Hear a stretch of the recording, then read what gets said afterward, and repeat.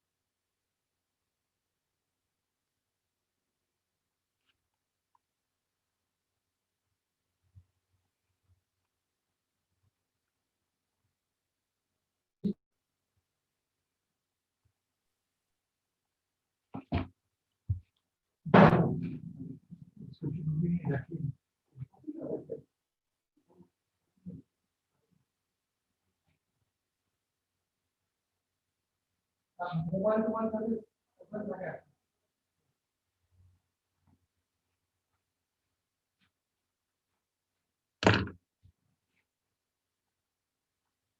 এ ওয়াহিদ, জি sir. Class কি শুরু করব? জি স্যার, শুরু করে দেন স্যার। কতজন এখন দেখো তো?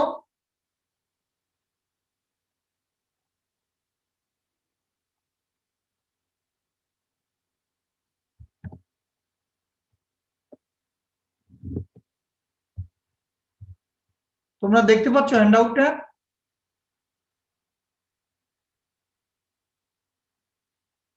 জি স্যার। দেখা যাচ্ছে? জি স্যার। আচ্ছা, এই আজকের ক্লাস লেকচারটা একই হ্যান্ডআউটের নেমে একই নেমে আর কি আমি ইনক্লুড করেছি। তবে নেক্সটটা নতুন চলে আসবে, কারণ এই সফটওয়্যারের লিঙ্কেজ ছিল বিধায় আমি একসাথে এটা এই ফাইলে দিয়ে দিয়েছি। তবে নেক্সট ক্লাসে তোমার নতুন নাম চলে আসবে, সফটওয়্যার ওয়াইজ দিয়ে দেব তখন। এটা প্রিলিমিনারি স্টেজের এবং গ্রাফিক্যাল প্রেজেন্টেশন গুলি একত্রে ঢুকিয়ে দিয়েছে এখানে, যে বিভিন্ন গ্রাফস এর উল্লেখ আছে, ডায়াগ্রাম।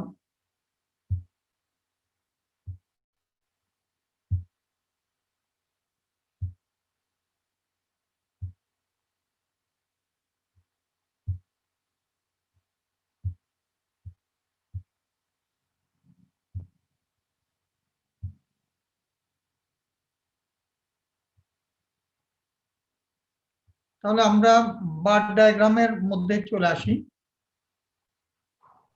হিস্টোগ্রামে আমি গতকালকে যেটা বলেছিলাম যে যদি আমাদের সাধারণত আমরা কন্টিনিউয়াস টাইপের ভেরিয়েবল থাকে। কন্টিনিউয়াস টাইপ ভেরিয়েবল মানে হলো যে ভেরিয়েবলের মান আমাদের একটা রেঞ্জের ভিতরে যে কোনো মান গ্রহণ করতে পারে, ফ্র্যাকশনাল ইন্টিজার যাই হোক গ্রহণ করতে পারে, তাহলে আমরা সেটাকে কন্টিনিউয়াস ভেরিয়েবল বলেছি। তো কোনো ভেরিয়েবলের নেচার যদি কন্টিনিউয়াস হয়, সেই ক্ষেত্রে আমাদের বলেছি যে কন্টিনিউয়াস টাইপের ফ্রিকোয়েন্সি ডিস্ট্রিবিউশন তৈরি করা, অর্থাৎ যেটার আরেকটা নাম আমি বলি এক্সক্লুসিভ টাইপ ক্লাস ইন্টারভেল। আর আমাদের সাধারণত ভেরিয়েবল যদি ডিসক্রিট নেচার হয়, তাহলে আমরা ডিসক্রিট ফ্রিকোয়েন্সি ডিস্ট্রিবিউশন আমরা তৈরি করতে পারি, যেটার আরেকটা নাম অল্টারনেটিভ আমি বলেছি ইনক্লুসিভ টাইপ ক্লাস ইন্টারভেল। ওকে, এখন তোমাদের যদি ডিসক্রিট টাইপ ফ্রিকোয়েন্সি ডিস্ট্রিবিউশন দেওয়া থাকে আর যদি বলা হয় যে সেখানে হিস্টোগ্রাম তৈরি করতে বলা হয়, তাহলে কিন্তু করা যাবে না যদি যতক্ষণ পর্যন্ত না আমরা ডিসক্রিট ফ্রিকোয়েন্সি ডিস্ট্রিবিউশনকে কন্টিনিউয়াস টাইপ না কনভার্ট না করি। অর্থাৎ ডিসক্রিটকে কন্টিনিউয়াসে কনভার্ট করার সিস্টেমটা হলো, আমি লাস্ট ক্লাসে তোমাদের বলেছি যে আপার লিমিট আগের ক্লাস আর পরের ক্লাসের লোয়ার লিমিট, এই দুটার পার্থক্যটাকে আমরা যদি ডি বলি এবং d/2, এই d/2 এর মান যেমন আমরা একটা উদাহরণ মনে হয় লাস্ট ক্লাসে দিয়েছিলাম, ধরো সেটা 24 ধরো আগের ক্লাসে, পরের ক্লাসে আপার লিমিট 24, পরের ক্লাসে লোয়ার লিমিট ধরো 25, তাহলে ডিফারেন্সটা আমরা দেখছি যে এখানে 1, তো ডি এর মান 1, এই d/2 তার মানে হাফ। তাও তখন আমি বলেছি যে প্রত্যেকটা ক্লাসের লোয়ার লিমিট থেকে এই হাফ মানে 0.5 সেটা বিয়োগ করতে হবে এবং আপার লিমিটের সাথে 0.5 যোগ করতে হবে, তাহলে আমরা কন্টিনিউয়াস টাইপ ফ্রিকোয়েন্সি ডিস্ট্রিবিউশন পেয়ে যাব। এই ক্ষেত্রে তখন আমরা হিস্টোগ্রাম আঁকতে পারবো, নতুবা হিস্টোগ্রাম আঁকা যাবে না। আমরা সেই ক্ষেত্রে একমাত্র বার ডায়াগ্রাম আঁকতে পারবো। ডিসক্রিট ফ্রিকোয়েন্সি ডিস্ট্রিবিউশন থাকলে বার ডায়াগ্রাম আঁকা যাবে, হিস্টোগ্রাম আঁকতে হলে অবশ্যই কন্টিনিউয়াস হতেই হবে। এখন দেখো বার ডায়াগ্রাম আমরা যদি আঁকতে চাই তাহলে আমরা একটু পরে বার ডায়াগ্রাম এবং হিস্টোগ্রামের পার্থক্যগুলি আমরা ডিসকাস করব, কি পার্থক্য আছে। এখানে আমরা দেখছি যে বার ডায়াগ্রামের একটা এক্সাম্পল, এটা টেবল 3, তোমাদের ইতিমধ্যে আমি যে টেবিলগুলি দিয়েছি, সরি 4, টেবল 4 এর যে ডাটাটা রয়েছে সেই ডাটাটার জন্য বার ডায়াগ্রাম এঁকেছি এবং ওখানে এটা ডিসক্রিট টাইপের ফ্রিকোয়েন্সি তোমার ডিস্ট্রিবিউশন দেওয়া আছে, যার কারণে এখানে প্রত্যেকটা বারের মধ্যখানে দেখো এই যে 15 থেকে ধরো এখানে হচ্ছে কত 24, 15 থেকে 24, তারপরের ঘর কিন্তু আমরা দেখছি যে 25 থেকে 34। হ্যাঁ, মধ্যখানে এই যে বার, এই প্রত্যেকটা বারের এই জায়গাতে কিন্তু এখানে আমরা তুমি স্কেলিং করলে যেভাবে হওয়া উচিত, এখানে গ্রাফ আমি যা দেখিয়েছি সেইভাবে কিন্তু পাইনি, কারণ এটা হাতে কিছু আসলে ড্রয়িং টাইপের করা হয়েছে। যদি আমরা এক্সেলে গ্রাফ এঁকে করতাম তাহলে তোমাদের এখানে একজাক্টলি স্কেলিংটা ঠিক আসতো, এখানে স্কেলিংটা মিলবে না, কারণ এটা আলাদাভাবে টাইপ করে বসিয়ে দেওয়া হয়েছে বক্সের মাধ্যমে। তো এটা কারণটা হলো কি, আমি তো আসলে গ্রাফ তৈরি করার সময় আমার নেই, একটা বইয়ের পিডিএফ ওখানে বইয়ের একটা ইয়ে ছিল, সেখান থেকে কপি করে তোমাদের বুঝার সুবিধার্থে আমি এখানে শো করছি, যার কারণে বইটাতে ওইভাবে করেছে, স্কেলিং গুলি এইভাবে আলাদা কোনো সফটওয়্যার ব্যবহার করে না করে হাতে আর কি ড্রয়িং এর মতো করে স্কেচিং করে করেছে, যার কারণে এই এখানে মিলছে না। কিন্তু তোমরা বোঝার চেষ্টা করবে, এটা হলো কিছু না, যে প্রত্যেকটা বারের লেংথটা হবে তোমার ফ্রিকোয়েন্সি অনুসারে, যার ফ্রিকোয়েন্সি বেশি যে ক্লাস ইন্টারভেলে সেই সেটার ক্ষেত্রে বারের উচ্চতা বেশি হবে, অর্থাৎ এই বারের উচ্চতা নির্ভর করছে প্রপোর্শনাল টু ফ্রিকোয়েন্সি প্রপোর্শন অনুসারে, ফ্রিকোয়েন্সি বেশি হলে ওই অনুসারে একদম মানে একজাক্টলি ফ্রিকোয়েন্সিকে হাইলাইট করছে, প্রপোর্শন না, শুধু এখানে ফ্রিকোয়েন্সিটাকেই বারের উচ্চতাটা শো করছে। ওকে, আর এই প্রত্যেকটা বারের যে উইডথ সেটা বা প্রশস্ততা সেটা হলো তোমার ক্লাস ইন্টারভেলের সমান। যেমন এখানে 15 থেকে 24 এই বারটার, এখানে 15 থেকে 24, এবং এই ক্ষেত্রে কিন্তু 15 থেকে 24 আমরা কিন্তু ইন্টারভেলটা লেংথ ক্লাস 10 ধরবো, 10, কারণ এই ক্ষেত্রে তোমার কিন্তু ইনক্লুডেড, এই যে 24টা ইনক্লুডেড, 15 ইনক্লুডেড, এইভাবে তুমি যদি গুণও দেখবে তুমি 10 পাবে। তারপরে আরেকটা ব্যাপার হলো, এখানে যদি তুমি 24 থেকে 15 বিয়োগ করো তাহলে তুমি 9 পাচ্ছ, কিন্তু 15 নিজেতে ইনক্লুডেড, তাই আবার এক যোগ করতে হবে, তাই ক্লাস লেংথ তুমি 10 পাবে, 10 পাবে। বিয়োগ করলে তুমি 9 পাচ্ছ, কিন্তু এখানে আবার এই 15টা তো ইনক্লুডেড, সেই কারণে তোমাকে 15-এর জন্য 1 যোগ করে দিলে তুমি 10ই পাবে ঠিকই। এই প্রত্যেকটা ক্লাস ইন্টারভেলের উপরেই হবে মূলত এই বারগুলি। আমার এখানে স্কেলিংটা ঠিক হয়নি বিধায় প্রত্যেকটার উপরে বা 15, 24 দেখা ছিল, 25-এর পরে ওই বারটা 34-এ গিয়ে শেষ হয়েছে দেখানো উচিত ছিল। যেহেতু আমি এখানে বললাম তো আমার লিমিটেশনটা, আমি সফটওয়্যার ব্যবহার করে করা সম্ভব হয়নি, তাই এখানে দেখানো যাচ্ছে না। এটা লিখে যা আমাদের বোঝার সুবিধার্থে করা হয়েছে মাত্র। আর নেক্সট হলো এখানে তাহলে আমরা ডিসক্রিট করলাম বিদায়, বারগুলি বার ডায়াগ্রামে বারগুলি আইসোলেটেড থাকবে, একটার সাথে আরেকটা বার লেগে থাকবে না, কিন্তু হিস্টোগ্রামে কিন্তু বারগুলি একটার সাথে একটা লেগে থাকে। এটা একটা পার্থক্য বার ডায়াগ্রামের সাথে হিস্টোগ্রামের। আরেকটা আমরা একটু পর আরো ডিটেলস যাব, এটা একটা গুরুত্বপূর্ণ পার্থক্য। এখানে দেখো আমরা এখানে বার ডায়াগ্রাম যে এঁকেছি যে annual rainfall at divisional cities of Bangladesh are as follows। এখানে দেওয়া আছে ঢাকা, চিটাগং, খুলনা, রাজশাহী, সিলেট, বরিশালে আমাদের এখানে অ্যানুয়াল রেইনফলটা দেওয়া আছে। সেই অনুসারে আমরা একটা গ্রাফিক্যালি প্রেজেন্ট করেছি বার ডায়াগ্রামের মাধ্যমে।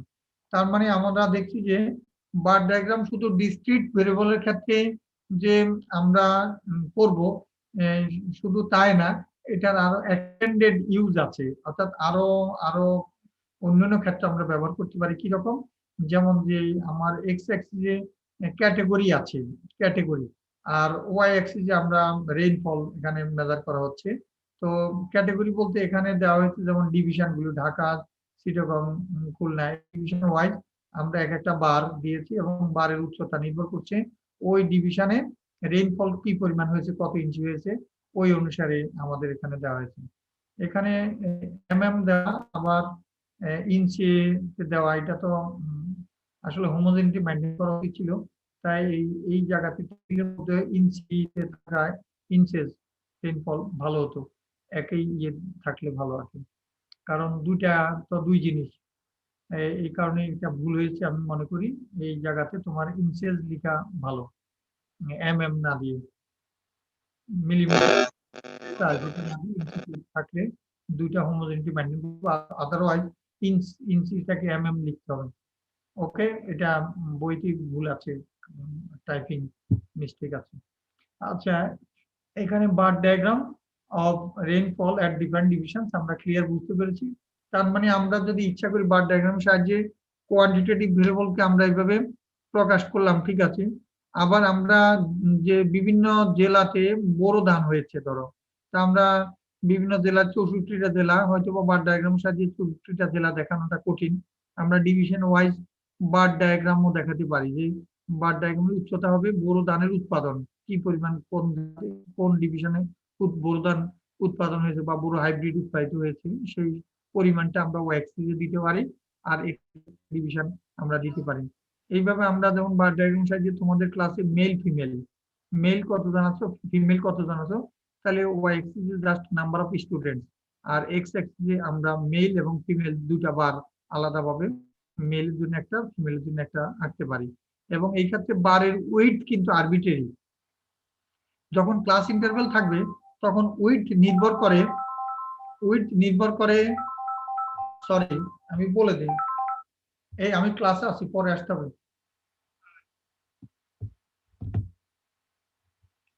এখানে আমরা ক্লাস ইন্টারভেল যখন থাকবে তখন কিন্তু ডিসক্রিট টাইপের ক্লাস ফ্রিকোয়েন্সি ডিস্ট্রিবিউশন, তখন ক্লাস ইন্টারভেলের উপর নির্ভর করে বারের উইথ নির্ভর করবে। ক্লাস ইন্টারভেল বেশি স্যার কম হলে কম হবে।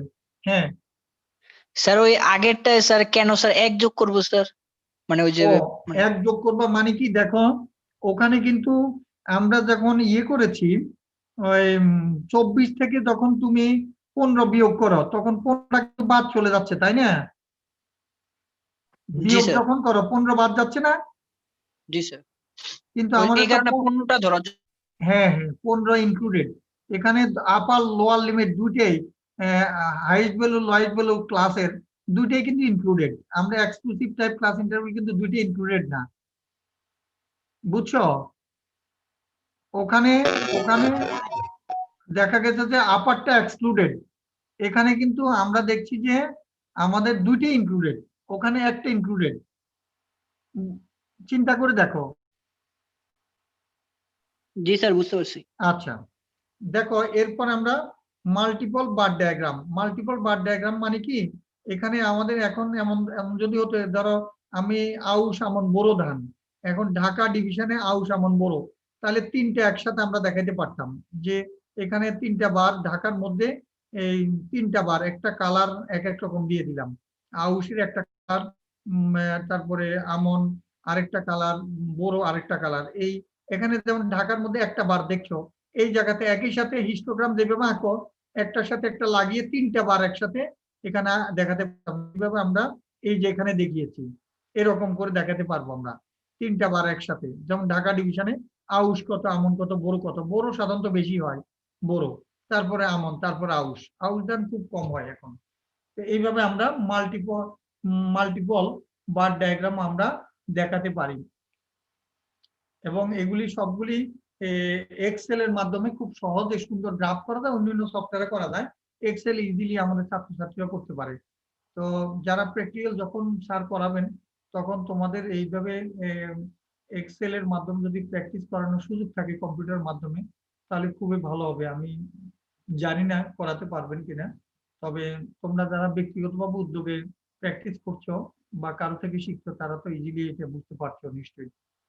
আচ্ছা, আর আমি এমনি এখানে কম্পারিজনটা বলি হিস্টোগ্রামের সাথে বার ডায়াগ্রামের। দেখো, histograms are used to represent continuous frequency distribution, R bar diagrams কিসের জন্য? ডিসক্রিট ফ্রিকোয়েন্সি ডিস্ট্রিবিউশনের জন্য সাধারণত বার ডায়াগ্রাম করা হয়।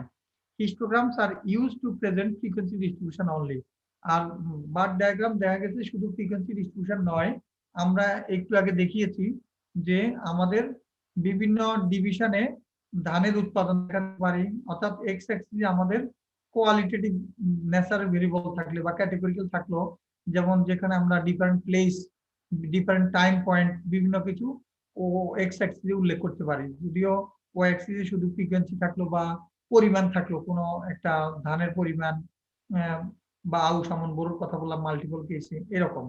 তো আমাদের এখানে যেমন আমি সেক্স ওয়াই অ্যাক্সিসে, সরি, ওয়াই অ্যাক্সিসে নাম্বার অফ স্টুডেন্ট দিলাম, আর এক্স অ্যাক্সিসে সেক্স ভেরিয়েবলটা পুট করলাম, যেখানে সেক্স মানে মেল ফিমেল, তাহলে মেলের মধ্যে একটা বার হলো আর আরেকটা বার দিলাম আমি ফিমেলের মধ্যে।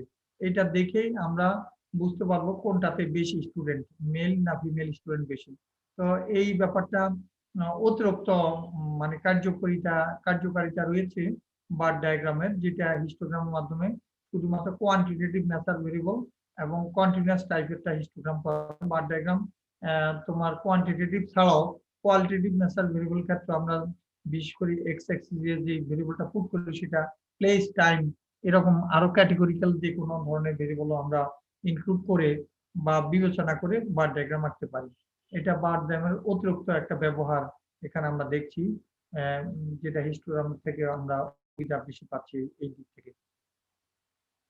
In drawing the rectangles of the histogram, both breadth and length of the rectangles are considered. হিস্টোগ্রামে করতে গেলে আমাদের কিন্তু প্রত্যেকটা বারের বা রেক্ট্যাঙ্গেলের যে উইডথ সেটাও কিন্তু গুরুত্বপূর্ণ, মানে কি আরবিট্রারি না, এটা ক্লাস লেংথের উপর নির্ভর করে। আবার তোমার উচ্চতাটা বা দৈর্ঘ্যটা সেটাও কিন্তু নির্ভর করছে ফ্রিকোয়েন্সির উপরে।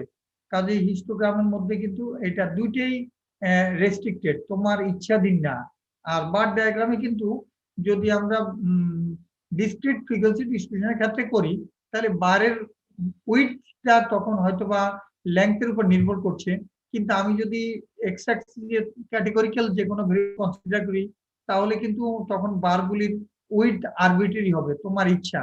তবে আমাদের ইচ্ছা বিধায় আমরা একেবারে অনেক বড় দেবো অনেক ছোট দেবো তা না, আমাদের যাতে সুন্দর দেখায় সেই অনুসারে আমাদের উইডথ বা প্রশস্ততা বিবেচনা করতে হবে, এটা একটা ব্যাপার রয়েছে। তো রেক্ট্যাঙ্গেলের ক্ষেত্রে যে রেক্ট্যাঙ্গেল সেটার ক্ষেত্রে আমাদের কোনোটাই স্বাধীনতা নেই, কিন্তু বার ডায়াগ্রামে আমরা ক্যাটেগরিক্যাল টাইপের যদি এক্স অ্যাক্সিস যদি বিবেচনা করি তাহলে সেই ক্ষেত্রে আমাদের বারের প্রশস্ততা আমাদের ইচ্ছা, আমরা স্বাধীনভাবে সেটা আঁকতে পারবো, কিন্তু অবশ্যই স্বাধীনতার অপব্যবহার করা যাবে না, যাতে সুন্দর দেখায় সেইভাবে আমাদের করতে হবে।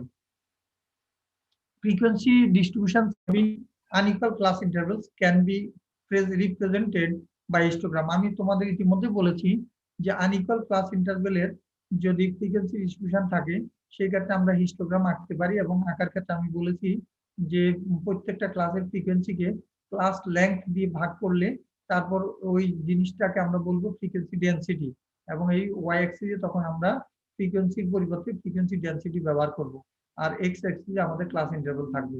এইভাবে আমরা আনইকুয়াল টাইপের যদি ক্লাস ইন্টারভেল থাকে হিস্টোগ্রাম আঁকতে পারি। তবে অবশ্যই প্রত্যেকটা ক্ষেত্রে কন্টিনিউয়াস টাইপ ক্লাস ইন্টারভেল থাকতে হবে, কন্টিনিউয়াস ছাড়া করা যাবে না হিস্টোগ্রাম কোনো অবস্থায়।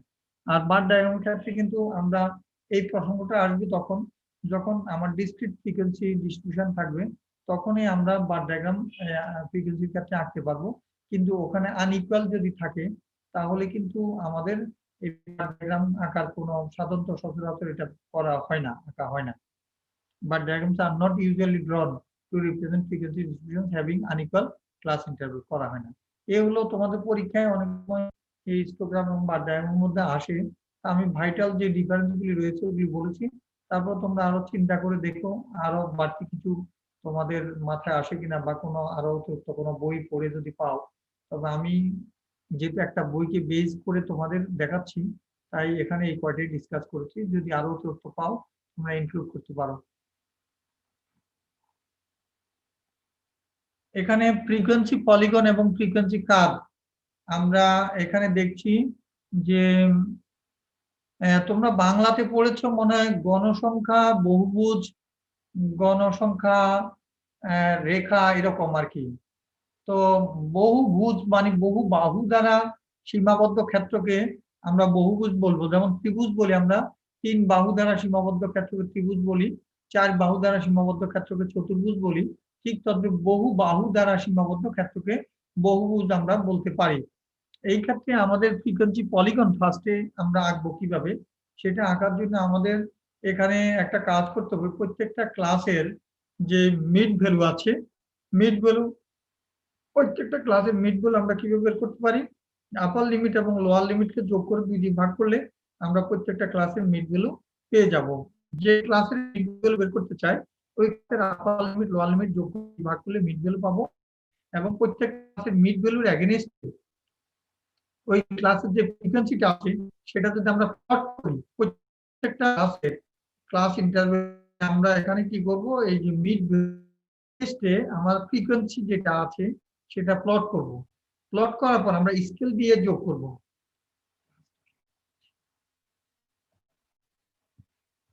আমরা স্কেল দিয়ে যোগ করব, স্কেল দিয়ে যোগ করে তারপরে দেখো আমরা এই পর্যন্ত পাচ্ছি। ধরো আমার স্কেল দিয়ে যোগ করার পর এই পর্যন্ত, বাকিটা তো পাচ্ছি না। তখন আমরা পরে আরেকটা, যেমন আমরা 115 আছে interval, class interval highest value, এখান দিয়ে স্মলেস্ট ক্লাস ইন্টারভেলের লোয়েস্ট ভ্যালু 55 আছে। আমি এখানে আমি ক্লাসে আছি, এখন রেকর্ড হচ্ছে, কথা বলা যাবে না, কথা বলা যাবে না। কি করবে?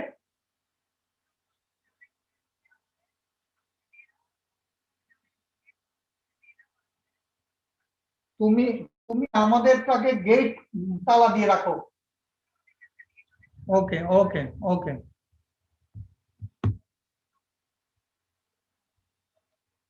আচ্ছা, তারপরে দেখা গেছে যে সরি, আমি আসলে যেহেতু হলের দায়িত্বে আছি, যে কোনো ইমার্জেন্সি প্রয়োজনে আমাকে ফোন ধরতে হচ্ছে, তোমরা মনে কিছু নিও না। ওটা কনস্ট্রাকশনের কাজ চলে ওখানে, এই কারণে ফোন না ধরে কোনো আমার উপায় থাকে না, যেহেতু বড় ধরনের একটা কর্তব্য ওখানে রয়েছে। ঠিক আছে, এটা দেখো এখানে তাহলে আমরা দেখছি যে এই সীমাবদ্ধ করার জন্য তখন আমরা ধরো আমার লাস্ট ক্লাস হলো এখানে 105 থেকে 115, আর এখানে লয়েস্ট ক্লাসটা আমরা 55 থেকে 65। তো এটা নিয়মটা হলো কি, অতিরিক্ত আরেকটা ক্লাস কনসিডার করো আপার সাইডে, লোয়ার সাইডে আরেকটা কনসিডার করো। এখানে আপার সাইডে যদি আমরা একটা কনসিডার করি, ধরো একই লেংথের, কত এখানে লেংথ 10, তাহলে আমরা যদি 115 থেকে আরেকটা ক্লাস ইন্টারভেল কনসিডার করি 125, আর এইদিকে আমাদের 55 আছে, 45 থেকে 55 ধরি, তাহলে আমার কিন্তু এগুলি হাইপোথেটিক্যাল ক্লাস। কাজে এই ক্লাসগুলিতে কোনো স্টুডেন্ট বা ফ্রিকোয়েন্সি জিরো, স্টুডেন্ট নেই মানে ফ্রিকোয়েন্সি জিরো যদি স্টুডেন্টের ডাটা হয়ে থাকে। তাহলে ফ্রিকোয়েন্সি 0, তাহলে 0 ফ্রিকোয়েন্সি মানে এক্স অ্যাক্সিস এর মধ্যে পড়বে মানটা। তাহলে একদম মিডলে ওই অতিরিক্ত ক্লাস যেটা কনসিডার করছি তার মিডলে একটা পয়েন্ট প্লট করব, আবার এখানে একটা পয়েন্ট প্লট করব আমরা 45 থেকে 55 এর মিডলে। আঁকাটা সুন্দর হয়নি কারণ হাতে এঁকেছে তো, কিন্তু মিডলে হবে। তারপরে প্লটেড পয়েন্টটা ডট ডট ডট ডট দিয়ে আমরা অ্যাড করে দেবো। এটা স্কেল দিয়ে টানবো না, স্কেলটা হেল্প নিতে পারি, কিন্তু এটা ডট ডট ডট দিয়ে আমরা অ্যাড করব। এইভাবে আমরা ফ্রিকোয়েন্সি পলিগন আঁকতে পারি। কারো কোনো প্রশ্ন আছে? এটা বুঝতে পারোনি কেউ?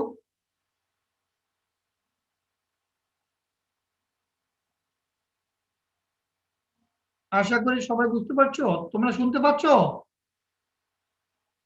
জি শোনা যাচ্ছে?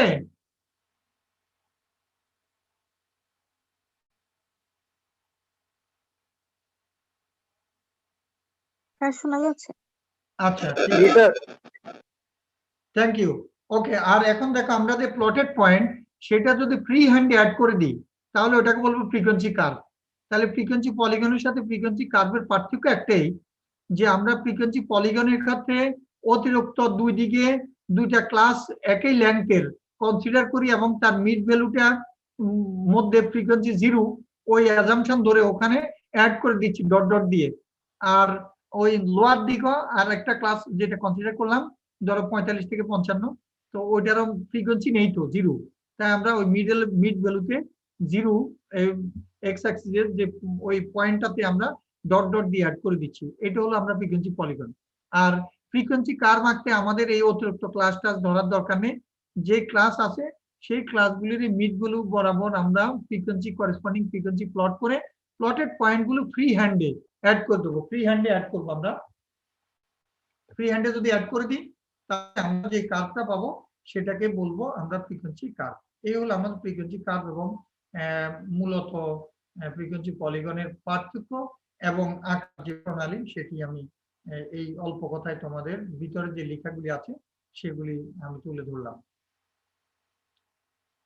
এখন দেখো ফ্রিকোয়েন্সি কার্ভ কিন্তু বিভিন্ন রকমের ফ্রিকোয়েন্সি কার্ভ হতে পারে। যেমন আমরা কিছু মূলত দুইটা ভাগে ভাগ করতে পারি, একটা হলো সিমেট্রিক আর একটা হলো অ্যাসিমেট্রিক। সিমেট্রিক ফ্রিকোয়েন্সি কার্ভ হলো, যেমন ধরো আমি একটা দেখাই, এটা আঁকাটা কাছাকাছি হয়েছে, মিডলে যদি একটা রেখা টানি পারপেন্ডিকুলার লম্বালম্বি, তাহলে আমি ভাঁজ করলে যদি দুই সাইড মিলে যায় তাহলে এই যে এখানে একটা পারপেন্ডিকুলার লাইন যদি টানি আর এটা যদি আমি এই পাশ থেকে ভেঙে ওই পাশে মিশিয়ে দিই, মিলে যায় যদি সম্পূর্ণ মিশে যায় যদি এই রেখাটা ওই দিকের রেখার সাথে, তাহলে তখন আমরা বলতে পারি এটা একটা সিমেট্রিক কার্ভ। সিমেট্রিক, তাহলে এই হলো সিমেট্রিক কার্ভ। আর অ্যাসিমেট্রিক কার্ভের ব্যাপারটা যেমন এখানে মাঝামাঝি বরাবর আমি যদি একটা রেখা টানি তারপর ভাঁজ করে মিলাতে চাই ওইদিকে মিলে যাবে না, কাজে এটা নিশ্চয় আমরা দেখছি অ্যাসিমেট্রিক, অর্থাৎ সিমেট্রিক নয়।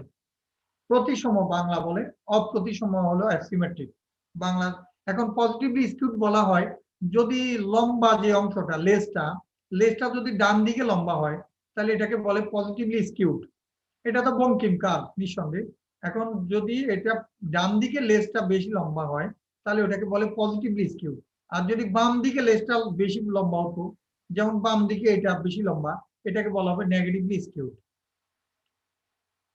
আরো কিছু কার্ভ ফ্রিকোয়েন্সি আছে, যেমন জে শেপ কার্ভ, জে এর মতো, এটা উল্টো জে, হ্যাঁ জে এর মতো, এগুলি অ্যাসিমেট্রিক কার্ভ হিসেবে পরিচিত। আর এটা ইউ শেপ কার্ভ এটা। এখন চলো আমরা দেখছি যে বিভিন্ন কার্ভ দেখাচ্ছি, এটা তোমার যদি পরীক্ষা আসে যে বিভিন্ন ধরনের কার্ভ তুমি জেনে রাখলা, দিয়ে দিবে যে ইউ শেপ কার্ভটা ড্র করো তো, স্কেচ ইউ শেপ কার্ভ, হ্যাঁ এইভাবে স্কিউড কার্ভ আঁকতে বললো তখন আঁকবা, অসুবিধা নেই। এখন দেখো পরীক্ষায় তাহলে তোমাদের আসতে পারে যে how can you draw frequency polygon or frequency curve and so many other um, many other graphs or diagrams. একইভাবে তোমাদের আসতে পারে, এরকম বলতে পারে যে how can you draw a histogram or bar diagram, এরকম তোমাকে অথবা একটা ডাটা সেট দিয়ে দিল বা ফ্রিকোয়েন্সি টেবিল দিয়ে দিল, বললো যে for the above frequency table write down by sketch বললো। স্কেচ বলে কিন্তু হাতে করতে পারো, স্কেলিং এত গুরুত্বপূর্ণ না। কিন্তু ড্রয়িং করার কথা বললে কিন্তু তখন কিন্তু তোমার স্কেলিং এর কথা বলতে হবে তোমাকে। স্কেচ বললে স্কেচ বলা অর্থ মানে হাতে ফ্রি হ্যান্ডে তুমি করলা, সেটাতে সমস্যা নেই। কিন্তু যেই মাত্র ড্রয়িং করার কথা বলবে তখন কিন্তু ওয়াই অ্যাক্সিস এক্স অ্যাক্সিস যে স্কেলিংটা সেই সম্বন্ধে তোমাদের কিছু উল্লেখ করতেই হবে। এই যেটা গ্রাফ পেপার ছাড়া তোমাদের সম্ভব না, এবং পরীক্ষার হলে গ্রাফ পেপার সাপ্লাই দেওয়া হয়ে থাকে আমাদের স্ট্যাটিস্টিক্স ডিপার্টমেন্টের থেকে। আর এখানে কিউমুলেটিভ ফ্রিকোয়েন্সি কার্ভ অর অজাইব, এক কথা এটাকে অজাইবও বলে। আমরা দেখেছি ফ্রিকোয়েন্সি কার্ভ আঁকা শিখেছি আমরা, যে আমরা যদি মিড ভ্যালুর এগেইনস্টে ফ্রিকোয়েন্সি প্লট করি আর ফ্রি হ্যান্ড অ্যাড করি, তাহলে যে কার্ভটা পাবো এটাকে আমরা ফ্রিকোয়েন্সি কার্ভ বলে থাকি। কিন্তু এখানে দেখছি বাড়তি আরেকটা কথা, কিউমুলেটিভ ফ্রিকোয়েন্সি কার্ভ। তো আমি যখন ফ্রিকোয়েন্সি পড়িয়েছিলাম তখন কিন্তু তোমাদের বলেছি যে কিউমুলেটিভ ফ্রিকোয়েন্সি দু রকম, একটি হলো অ্যাসেন্ডিং অর্ডার আর একটা descending order, or less than type cumulative frequency, more than type cumulative frequency. এই এখন আমরা কিউমুলেটিভ ফ্রিকোয়েন্সি কার্ভ যখন আঁকবো ওই দুই ধরনের কিউমুলেটিভ ফ্রিকোয়েন্সি ব্যবহার করে আমরা আঁকতে পারি। সেই কারণে ওইটা দুইটারই নাম একটু ভিন্নতা আছে। যেমন এটার ক্ষেত্রে আমরা টাইপ কিউমুলেটিভ ফ্রিকোয়েন্সি কার্ভ বলবো বা লেস দেন টাইপ অজাইব বলবো, আর আরেকটা আছে এটাকে বলে মোর দেন টাইপ অজাইব, মোর দেন টাইপ অজাইব or more than type cumulative frequency curve. এইভাবে দুইটা। এখন দেখো লেস দেন টাইপ যখন করব তখন কিন্তু আমি শিখিয়েছি যে marks less than 20, marks less than 40, marks less than 60, এইভাবে আমরা বলি। সো এই ক্ষেত্রে আপার লিমিটটা ব্যবহার করা হচ্ছে, এক্স অ্যাক্সিস আপার লিমিট। যখন লেস দেন টাইপ করবে তখন কিন্তু তোমার এক্স অ্যাক্সিস ব্যবহার করতে হবে আপার লিমিট, অর্থাৎ কিউমুলেটিভ ফ্রিকোয়েন্সি যেটা আমি প্লট করব সেটা আপার লিমিটের এগেইনস্টে প্লট করব, করে আমরা ফ্রি হ্যান্ডে অ্যাড করে দেব। আর এখানে দেখা যায় যে যখন মোর দেন টাইপ করব তখন লোয়ার লিমিট মোর দেন 0, মোর দেন 10, মোর দেন 20, মোর দেন 30, মোর। কাজেই আমরা এই ক্ষেত্রে ডিসেন্ডিং সেই ফ্রিকোয়েন্সি কিউমুলেটিভ ফ্রিকোয়েন্সি ব্যবহার করছি আমরা। অবশ্যই লোয়ার লিমিটের এগেইনস্টে আমরা তখন কিউমুলেটিভ ফ্রিকোয়েন্সিগুলো প্লট করব এবং স্মুথ কার্ভ এঁকে দেবো আমরা, ফ্রি হ্যান্ডে অ্যাড করে দেবো স্মুথলি। তাহলে আমরা যে কার্ভটা পাচ্ছি সেটাকে মোর দেন টাইপ অজাইব বলবো। এবং এটা টেবল 3 যে ডাটাটা আছে সেই ডাটা বা ফ্রিকোয়েন্সি টেবল দেওয়া আছে, সেটার জন্য এখানে তৈরি করা হয়েছে।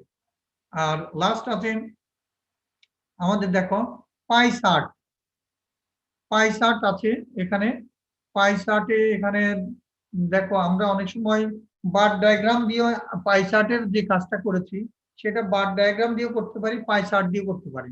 যেমন ধরো তোমরা ক্লাসে ছেলে মেয়ের সংখ্যা যদি 60% ছেলে থাকো 40% মেয়ে থাকো, তাহলে আমরা এই 100 এর মধ্যে এটাকে আমরা বারের মাধ্যমে আমরা দেখাতে পারি 40-60 ফ্রিকোয়েন্সিটা ঠিক তদ্রুপ আমরা পার্সেন্টেজ করে এখানে কিন্তু এই যে পয়সা রাখতে পারি। কিভাবে আমরা পয়সা রাখতে পারি কিভাবে, যে আমাদের যেমন আমি ধরো একটু ইয়ে করি, এটার থেকে একটু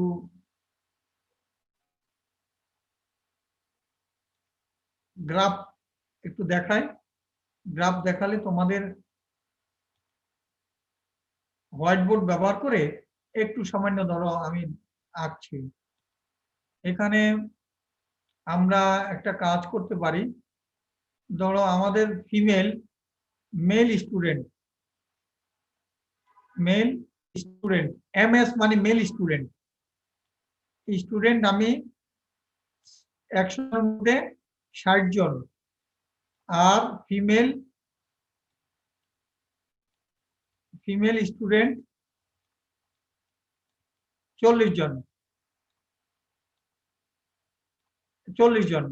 এখন আমি বলতেছি যে এখানে আমরা একটা কাজ করব, পাই ডায়াগ্রাম আঁকার আগে আমরা এই 100 জনের মধ্যে আমার মেল কতজন, এই যে 60 মেল 100 জনের মধ্যে, 100 জন স্টুডেন্টের মধ্যে ক্লাসের মেল হলো 60, তাহলে ইনটু আমার যে বৃত্তটা সেই বৃত্তটা টোটাল ইয়েতে আমরা কেন্দ্রবিন্দুতে এখানে কোণ 180 যোগ করলে 360 এত।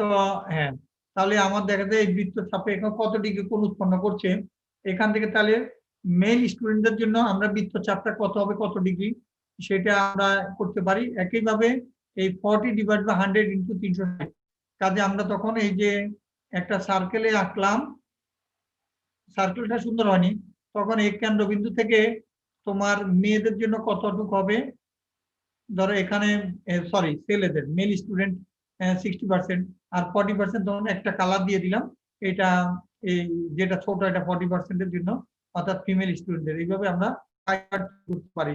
আমাদের যদি হিজড়া থাকতো স্টুডেন্ট, তাহলে তখন কিন্তু আমরা আবার এখানে 100 জনের মধ্যে ধরো 60 জন আমরা পেলাম মেল ধরলাম, আর 30 জন ধরো ফিমেল, 10 জন আমি যদি হিজড়া থাকে, তখন আমরা আবার কিন্তু করব 60/100 ইন্টু 360, ঠিক আছে, এত ডিগ্রি, এটা মেল।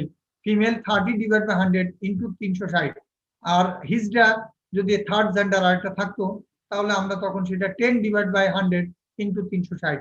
এইভাবে আমরা বৃত্তচাপ মেপে, স্কেল দিয়ে, চাঁদা দিয়ে মেপে, এইভাবে একটা বৃত্তের মধ্যে আমরা বিভিন্ন কালার দিয়ে তাদের দেখাতে পারি কোনটা কত পার্সেন্ট আছে, পাই চার্টের মাধ্যমে এইভাবে আমরা দেখাতে পারি।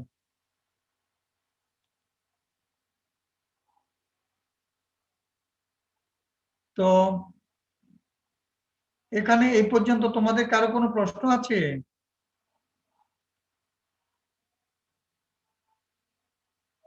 কারো প্রশ্ন আছে? না স্যার। সবাই বুঝতে পেরেছ?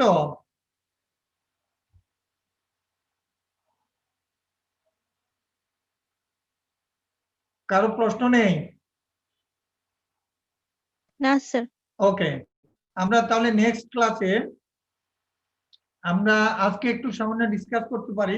আমার একটু ব্যস্ততা আছে, একটু ওই হলের কাজেই আমাকে ইয়েতে মানে ঢাকায় যেতে হবে, তাই একটু গাড়ি রিকুইজিশন দেওয়ার একটা গুরুত্বপূর্ণ ব্যাপার আছে। আর এছাড়া তোমাদের বুধবারে যে ক্লাসটা, ওয়াহিদ, ওয়াহিদ আছো? ওয়াহিদ আছো? জি স্যার। আচ্ছা শুনো, বুধবারের ক্লাসটা আমি বুধবারে ঢাকায় যাওয়া লাগবে। আমাদের অ্যাসোসিয়েট অ্যাডভাইজার স্যার যাবেন, ইঞ্জিনিয়ারদের একজন যাবেন, ঠিকাদারদেরও ম্যানেজার বাকি একজন যাবেন, এইভাবে কয়েকজনকে নিয়ে ঢাকায় যেতে হচ্ছে হলের একটা বিশেষ ক্রয়ের পারপাস আর কি। তো বাইং পারপাস এখন আমি ক্লাসটা মিস করতে চাচ্ছি না, কিন্তু অল্টারনেটিভ কিভাবে নেওয়া যায়, কোন সময় কোন দিন নিলে, তোমাদের তো সময় তো আমি নিজে একজাক্টলি বলতে পারবো না কোন দিন সময় আছে।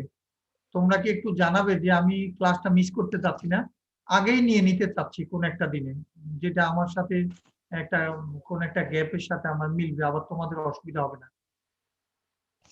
স্যার সবার সাথে বলো। ডিসকাস করে আপনাকে স্যার কালকে পরশু জানাই দিই। কালকে তাহলে আমাকে, কালকে মানে শুক্রবারে জানাবে, আজকে জানানো সম্ভব? আচ্ছা মোবাইলে জানালে শুক্রবার শনিবার ব্যাপার না, তোমরা ইচ্ছে করলে যদি শনিবারে না, শনিবারে আবার যদি কেউ অবজেকশন দেয়, তাহলে ওয়ার্কিং ডেতে 5 দিনে বুধবার ছাড়া আর যে কোনো দিন তোমরা যদি বলো, টাইমটা একটু আমার সাথে কোইনসাইড না করে কোনোটার সাথে, এইভাবে আমি তাহলে ওকে করতে পারবো। জি স্যার, সবার সাথে কথা বলি স্যার আপনাকে ওটা জানিয়ে ঠিক দেব। আছে, আমাকে জানাও, যদি তোমরা বিকেলও করতে চাও তাও আমি আপত্তি নাই, তোমরা আমাকে জানাবে, তাহলে আমি ক্লাসটা মিস করতে চাই না, কারণ তোমাদের অত্যন্ত গুরুত্বপূর্ণ, তোমরা আগ্রহীও, আর এটা মিস করলে আমরা তো পাবো না, তাহলে এটা আমরা পিছনে পড়ে যাবো, সেই কারণে আমি ক্লাস নিতে চাচ্ছি। আর আজকে তাহলে অ্যাটেন্ডেন্স নিয়ে আমি এখানে ছেড়ে দিতে যাচ্ছি, তোমাদের কারো কোশ্চেন না থাকলে অ্যাটেন্ডেন্স। আমার ইতিমধ্যে আরো অন্যান্য কাজের সিরিয়ালে দেখি লোকজন দাঁড়িয়ে আছে বাইরে। আসলে ভালো ক্লাস নেওয়ার জন্য বাড়তি দায়িত্বগুলি এগুলি হ্যাম্পার করে, অন্য দায়িত্বগুলি নিতে চাচ্ছি না, তারপরেও বাধ্য হচ্ছি, কি করা যাবে, সিনিয়র বলেই সমস্যা এখানে।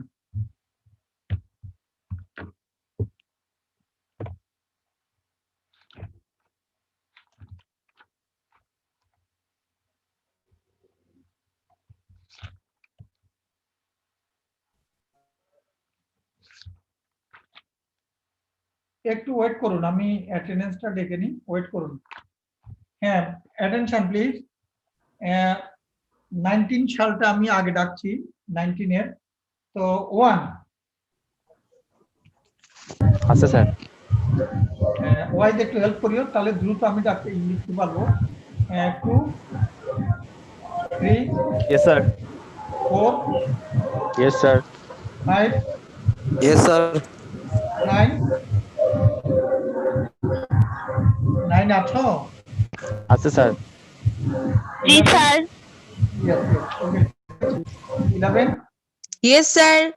12 yes sir. 14 Mosliuddin, Yes, sir. 15 Ghalib আছো? আছে স্যার। আচ্ছা 17 Yes, sir. 18 Yes, sir. 19 জি স্যার আছে। 23 yes sir. 24 Yes, sir. 25 present sir. 26 yes sir. 27 না না 27 ইয়েস স্যার। আছে স্যার। ঠিক আছে 29 জুবাইর, জুবাইর আছো? আছে স্যার। 31 Yakub, 31 Yes, sir.